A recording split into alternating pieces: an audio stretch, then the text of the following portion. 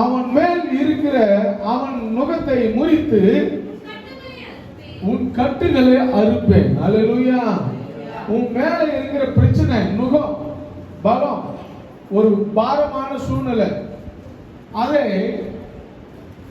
முறியடித்து உன் கட்டுகளை அறுப்பேன் என்று வாக்கு கொடுத்திருக்கிறார். அல்லேலூயா. உன் கட்டுகள், உன்னுடைய வேலை வாய்ப்புகள்ல, உன்னுடைய வருமானத்துல எல்லாத்திலும் சிக்கல். எதுவுமே போதுமானதாக இல்லை, வருமானம் போதுமானதாக இல்லை, நம்ம செய்யற தொழில் ஏற்ற நேரத்தில் நமக்கு கை கொடுக்கிறது இல்லை. அல்லேலூயா, அல்லேலூயா.